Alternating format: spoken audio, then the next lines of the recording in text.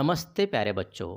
हम लोग अपने पाठ्यपुस्तक का चौथा पाठ आदर्श बदला इस पाठ का अध्ययन कर रहे हैं। आज हम इस पाठ के अंतिम पड़ाव पर हैं। इसके पहले वीडियो में हमने देखा है कि संगीत स्पर्धा या गान युद्ध अकबर बादशाह के 9 रत्नों में से एक रत्न तानसेन के साथ नौजवान बैजू बावरा के बीच आगरा शहर के बाहर विशाल सभा मंडप में हो रहा है। सभी लोग अपनी शुद्ध बुद्ध खोकर बैजू बावरा बावरा के संगीत में लीन होकर जय हो बलहरी बलहरी की आवाज़ें निकल रही है। इतना ही नहीं, संपूर्ण सृष्टि, पेड़ों के पत्ते निशब्द हो गए हैं, हवा रुक सी गई है, सारा सभा मंडप मंत्रमुग्ध होकर सिर हिलाने लगा है। बैजू की उंगलियां सितार पर दौड़ रही है। ऐसा लग रहा है कि सारा विश्व ही संगीत की नशा में झूम रहा है, मस्ती में आ गया है। ऐसे मद भरे संगीत से आकृष्ट होकर स्वतंत्रता से विचरण करने वाले हिरन छलांग मारते हुए बैजू बावरा के पास खड़े हो गए। बैजू की गान विद्या और हिरन का होशो हवास खो जाना, ये असाधारण दृश्य लोग देखते ही रह गए। बैजू ने सितार हाथ से रख दी और अपने गले की फूलमालाएं उतारकर हिरनों के गले में पहना दी। संगीत का रुकना और फूलों के नाजुक स्पर्श से हिरन होश में आ गए। देखा हम कहाँ हैं, और चौकड़ी भरते हुए जंगल में गायब हो गए।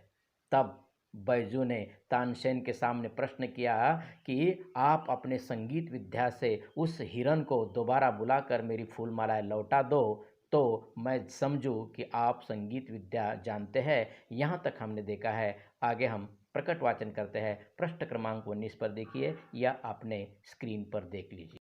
तानसेन सितार हाथ में लेकर उसे अपनी पूर्ण प्रवीणता के साथ बजाने लगा। ऐसी अच्छी सितार, ऐसी एकाग्रता के साथ उसने अपने जीवन भर में कभी न बजाई थी। सितार के साथ वह आप सितार बन गया और पसीना पसीना हो गया। उसके अपने तन की सुधि न थी और सितार के बिना संसार में उसके लिए और कुछ न था। आज उसने वह बजाया जो कभी न बजाया था। आज उसने वह बजाया जो कभी न बजा सकता था। ये सितार की बाजी न थी, ये जीवन और मृत्यु की बाजी थी। आज तक उसने अनाड़ी देखे थे, आज उसके सामने एक उस्ताद बैठा था। कितना ऊंचा, कितना गहरा, कितना महान। आज वह अपनी पूरी कला दिखा देना चाहता था। आज वह किसी भी तरह जीतना चाहता था। आज वह किसी भी तरह जीते रहना चाहता था। बैजू बावरा के प्रश्न पर तानसेन ने हाथ में सितार ली और अपनी पूर्ण प्रवीणता के साथ सितार बजाने लगा। ऐसी अच्छी सितार, ऐसी एकाग्रता के साथ जीवन भर वह कभी बजाए नहीं था। आज उसके सामने जीवन मरण का सवाल था, इसीलिए वह सितार के साथ सितार बन गया था। पसीना पसीना हो गया। उसे अपने तन की सुधि न थी और सितार के बिना उसके लिए संसार में और कुछ नहीं था। आज उसने वह बजाया जो वह कभी बजा ही नहीं सकता था। यह संगीत विद्या या सितार की बाजी नहीं थी, तो यह उसके जीवन और मृत्यु की प्रतियोगिता थी या बाजी थी। अपने संपूर्ण जीवन में तानसेन ने अनाड़ी देखे थे। आज उसके सामने एक उस्ताद यानी परिपूर्ण शिक्षक बैठा था। तानसेन के मन में प्रश्न था, बैजू बावरा कितना ऊंचा है, हाँ कितना गहरा है, हाँ कितना महान है। इसीलिए वह अपनी पूरी कला दिखा देना चाहता था। आज वह किसी भी तरह जीतना चाहता था, जीते रहना चाहता था। तानसेन को अंदाज़ा हो चुका था कि जिसके साथ मुकाबला हो रहा है वह महान कलाकार उस्ताद है, वह साधारण मनुष्य नहीं, ये नवयुवक। इसीलिए ये प्रतियोगिता का ये क्षण तानसेन के लिए जीवन मरण का क्षण हो चुका था। अब देखते हैं आगे क्या हुआ है। बहुत समय बीत गया, सितार बजती रही, उंगलियां दुखने लगी, मगर लोगों ने आज तानसेन को पसंद न किया। सूरज और जुगनू का मुकाबला ही क्या, आज से उन्होंने पहले जुगनू देखे थे, आज उन्होंने सूरज देख लिया था। बहुत चेष्टा करने पर भी जब कोई हिरन न आया तो तानसेन की आंखों के सामने मौत नाचने लगी। देह पसीना पसीना हो गई, लज्जा से मुखमंडल लाल कर दिया था। आखिर खिसियाना होकर बोला, वे हिरन अचानक इधर आ निकले थे, राग की तासीर से न आए थे। हिम्मत है तो अब दोबारा बुला कर दिखाओ। देखो बच्चों, हमने जो पढ़ा है उसका अर्थ देखते हैं। बहुत देर तक सितार बजती रही। तानसेन की उंगलियों में दर्द होने लगा। लोगों ने तानसेन की संगीत को पसंद नहीं किया। लोग मन ही मन में सोचने लगे कि सूरज और जुगनू का क्या मुकाबला। आज से पहले उन्होंने जुगनू देखे थे, आज उन्हें सूरज को देखा था। बहुत बहुत परिश्रम के बावजूद भी हिरन को नहीं बुला पाया था, इसीलिए तानसेन को अपनी मौत दिखने लगी थी। वह पसीना पसीना हो गया था। जीवन भर के कर्म की लज्जा ने उसके मुखमंडल लाल हो गया था। वह हार निश्चित है, यानी मौत है, इसीलिए चिढ़कर बोला, हिरन अचानक आ गए थे, संगीत के कारण नहीं। हे नौजवान, हिम्मत है तो दोबारा बुला कर दिखाओ। आगे प्रकट वचन करते हैं। बच्चों, आपकी स्क्रीन पर देख लीजिए। बैजू बावरा मुस्कुराया और धीरे से बोला, बहुत अच्छा, दोबारा बुलाकर दिखा देता हूँ। ये कहकर उसने फिर सितार पकड़ ली। एक बार फिर संगीत लहरी वायुमंडल में लहराने लगी। फिर सुनने वाले संगीत सागर की तरंगों में डूबने लगे। हिरन बैजू बावरा के पास फिर आए। वे हिरन जिनकी गर्दन में फूलमालाएं पड़ी हुई थी और जो राग की सुरीली धुनी के जादू से बुलाए गए थे। बैजू बावरा ने मालाएं उतार ली और हिरन कूदते हुए जिधर से आए थे उधर को चले गए। अकबर का तानसेन के साथ आघात प्रेम था। उसकी मृत्यु निकट दिखी तो उनका कंठ भर आया, परंतु प्रतिज्ञा हो चुकी थी। वे विवश होकर उठे और संक्षेप में निर्णय सुना दिया, बैजू बावरा जीत गया है, तानसेन हार गया है। अब तानसेन की जान बैजू बावरा के हाथ में है।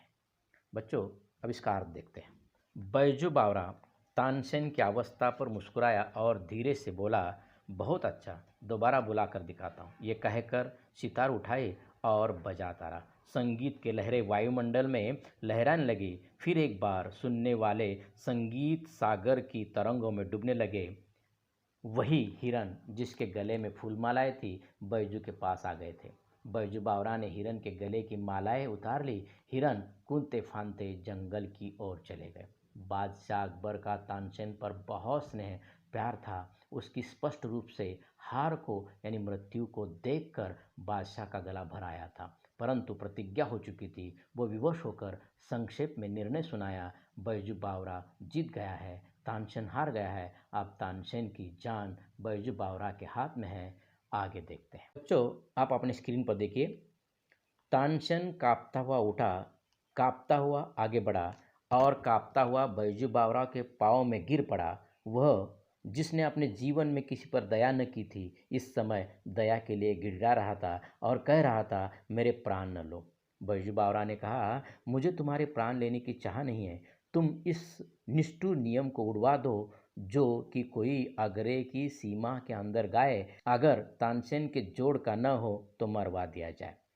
अकबर ने अधीर होकर कहा, यह नियम अभी इसी क्षण से उड़ा दिया गया है। तानसेन ने बैजू बावरा के चरणों में गिर गया और दीनता से कहने लगा, मैं ये उपकार जीवन भर न भूलूंगा। तो अब जो पढ़े हुए अंश का अर्थ देखते हैं।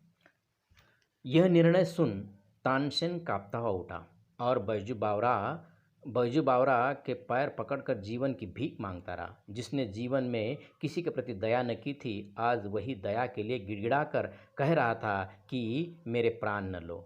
तब बैजू बावरा ने कहा, मुझे तुम्हारे प्राण लेने की इच्छा नहीं है, परंतु तुम्हारे उस निष्ठुर नियम जो आगरे की सीमा में गाए, अगर तानसेन के जोड़ का न हो तो मरवा दिया जाए, निकाल दिया जाए।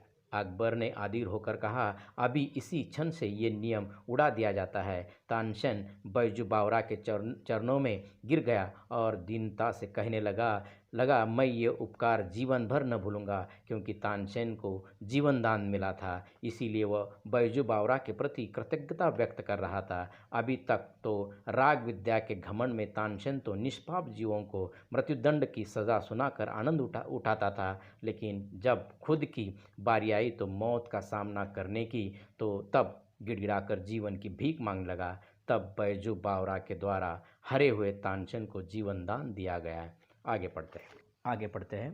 बैजू बावरा ने जवाब दिया, 12 वर्ष पहले की बात है। आपने एक बच्चे की जान बख्शी थी, आज उस बच्चे ने आपकी जान बख्शी है। तानसेन हैरान होकर देखने लगा। फिर थोड़ी देर बाद उसे पुरानी एक भूली हुई एक धुंधली सी बात याद आ गई। उसका स्पष्टीकरण देखते हैं। कौन सी बात याद आ गई तानसेन को? दोस्तों, जो 12 वर्ष पहले निष्पाप साधु मंडली को मृत्युदंड देने की बात, उस मंडली में एक बच्चे को छोड़ दिया था। यह वही बच्चा है जो अब युवा हो गया है और राग विद्या में मेरा उस्ताद बन गया है। उसने बादशाह और सबके सामने मेरे झूठे घमंड को सदा सदा के लिए तोड़ दिया है। इस प्रकार तानसेन को अपनी गलती का एहसास हो गया। उस जानलेवा नियम को हटा दिया गया। और सबसे महत्वपूर्ण बात देखो, यहाँ पराजित तानसेन को बैजू बावरा जीवन दान भी दिया है। गुरु को दिए हुए वचन के अनुसार बैजू ने लिया हुआ ये बदला सचमुच आदर्श बदला साबित हो चुका है। यहाँ पर वह कहावत भी यथार्थ सिद्ध होती है कि जो दूसरों के लिए गड्ढा खोदता है वह किसी न किसी दिन खुद ही उसी गड्ढे में जाकर गिरता है। और हाँ दोस्तों, सबसे महत्वपूर्ण बात यह है कि कभी भी अपनी कला पर, अपने पास होने वाली सत्ता, संपत्ति, सौंदर्य, ज्ञान जो भी कुछ है उन चीज़ों पर व्यर्थ घमंड नहीं करना चाहिए। दूसरों की भी कला यानी गुण है उसे प्रस्तुत करने का अवसर मिलना चाहिए। तब मेरी ही कला श्रेष्ठ है और मुझे ही सम्मान मिलना चाहिए और किसी दूसरे को आगे नहीं जाने देना है। ये सोच और अहंकार घातक है। दूसरे के पास कोई कला ज्ञान है तो उसका सम्मान करने की दरियादिली भी अपने में होनी चाहिए। इस प्रकार संस्कार हम में होने चाहिए। इन सभी बातों का एहसास ये कहानी कराती है। इसीलिए छात्रों, इस कहानी को सुदर्शन जी ने दिया गया आदर्श बदला ये शीर्षक सही तरीके से सार्थक सिद्ध हुआ है। लेकिन हम आप सभी को बदला का आदर्श स्वरूप का परिचय कराकर सुदर्शन जी ने यहाँ हमारी बदले की भावना के प्रति जो दृष्टिकोण है वह भी बदल दिया है, जो सचमुच भविष्य में हम सभी के लिए ये कहानी एक दीपस्तंभ की तरह साबित हो सकती है। धन्यवाद।